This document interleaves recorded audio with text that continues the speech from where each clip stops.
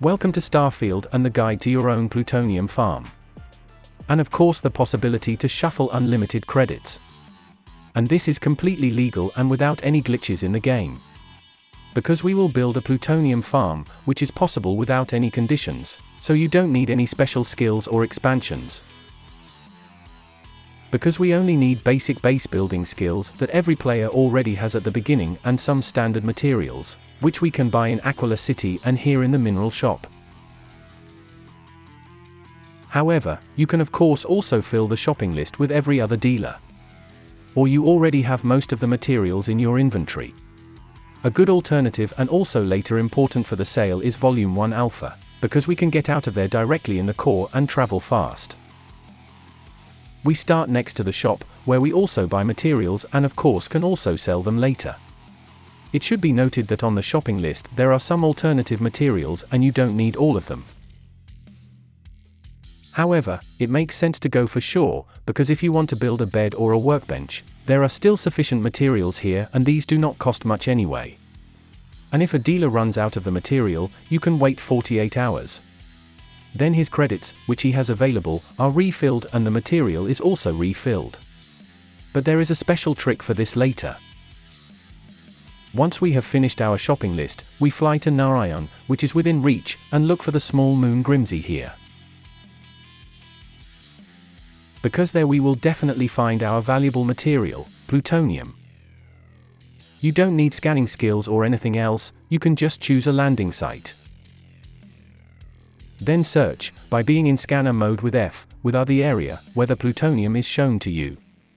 And if not, that's not a problem either. Just get back on your ship and look for a new landing site. And alternatively, you can simply use the quick charge function to look for another landing site in advance. In the upper left corner you will see which resources are available in this area.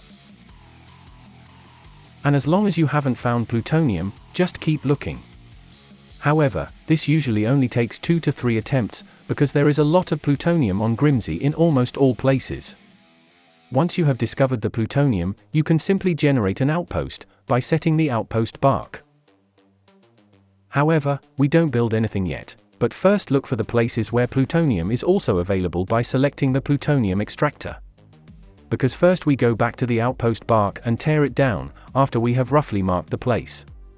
Because we want to get the maximum out of our plutonium farm, and then go to the place where we discovered plutonium, and set again an outpost bark there. This way you don't lose any resources. Optionally, we can then generate a small workbench and a bed directly at the outpost bark, which is not necessary and, as I said, remains purely optional. On the other hand, the plutonium extractors are necessary, whereby we place up to 6. In our case, the area was unfortunately somewhat limited, which is why we could only place 5. Make sure that you position them at the edge and as flat as possible, because a minimum distance between the extractors must be given, and other areas, like the one on the right, were unfortunately not buildable. Basically, we recommend 6 extractors. However, as I said, we were only able to place 5 in the guide. As a matter of fact, it doesn't matter whether you place the extractors directly in the field or at the edge of an outpost. The yield remains the same. In order to run your extractors and machinery, we need electricity. Therefore, we use solar collectors, whereby 6 to 7 collectors, depending on how many extractors you have placed, are sufficient. And as soon as there is electricity, your extractors automatically start working. It is recommended to set up a small additional energy upholstery, in case you want to set up another building, so that your production does not collapse later. However, 7 collectors are definitely sufficient. Furthermore, we definitely need a transfer container, which we place nearby, as well as enough solid-state containers, where our materials are stored. Here, we recommend at least 4 containers, whereby more containers can definitely be installed later on. Because, depending on how much time you take to collect your materials, the storage can be filled relatively quickly. But more on that later. It is important to place the containers in such a way that you are able to connect them accordingly later on. Therefore, we suggest the simplest method, whereby you simply place them in a row. You can rotate the objects by holding the mouse buttons. Basically, we later connect all resource collectors with one container and the containers with each other, in order to connect the last container with the output station. For our system, we recommend at least 4 containers. Then, you select the first container and connect it with the second with the third, and the third with the fourth. We then connect the fourth container with the output station. On the other hand, we then connect all our extractors with the first container, so that a circle is created. The system can of course be expanded extensively, with additional collectors for other resources or at other locations. You are not limited here. In any case, make sure that all your extractors are connected and that enough energy is available accordingly, otherwise no production will take place. You can find a complete overview of your energy consumption and production in the lower right corner. In addition, you can see the production quantity per minute here. This will become important later, when we want to produce and collect our materials as much as possible.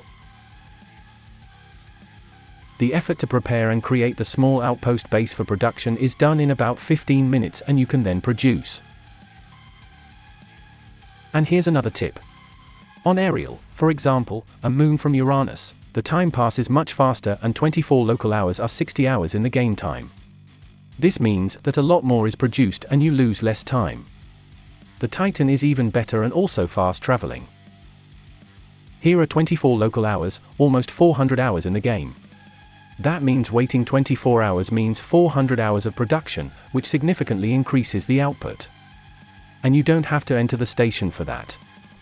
It's enough if you've landed and you can do it all on your ship.